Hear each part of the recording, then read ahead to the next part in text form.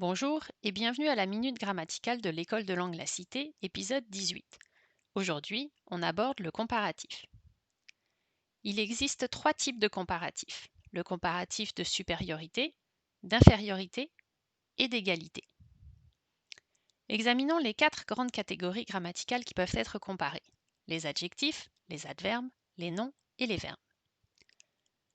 Le comparatif de supériorité d'un adjectif fonctionne avec plus que. L'adjectif se place au milieu de la comparaison. Les apprenants parlent plus fort que le professeur. Le comparatif d'infériorité d'un adjectif fonctionne avec moins que. L'adjectif se place aussi au milieu de la comparaison. Par exemple, le professeur parle moins fort que les apprenants.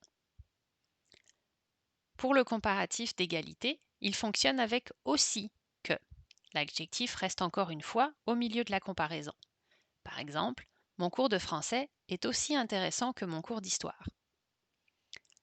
Le modèle est exactement le même pour les adverbes. John apprend plus vite qu'Emily. Les apprenants parlent moins facilement que les profs. Mes collègues parlent aussi bien français que moi.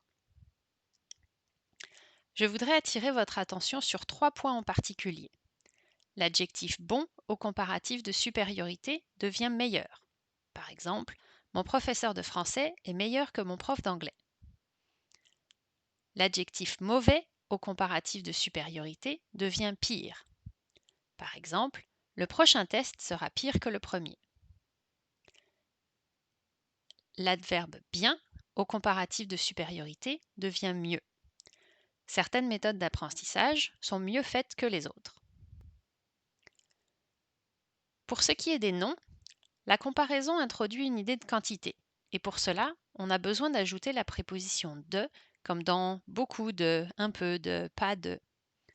Le nom se placera comme pour les adjectifs et les adverbes au milieu de la comparaison. Par exemple, nous avons plus d'expérience que vous. Vous avez moins d'expérience que moi. Pour ce qui est de la comparaison d'égalité avec les noms, on va avoir recours à autant. Par exemple, nous avons autant d'expérience que l'autre classe.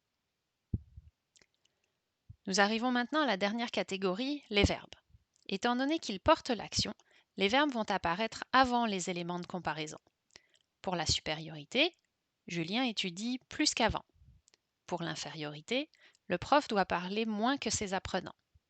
Et pour l'égalité, on retrouve autant, comme avec les noms. Mes collègues planifient autant qu'avant. Récapitulons. On utilise le même modèle pour les adjectifs et les adverbes, avec plus que, moins que, autant que, et l'adjectif ou l'adverbe au milieu de la comparaison. Pour les noms, on a besoin de la préposition de, comme dans toutes les expressions de quantité, plus de que, moins de que, et autant de que, avec le nom au milieu de la comparaison. Et pour les verbes, on les retrouve avant les comparaisons, plus que, moins que et autant que.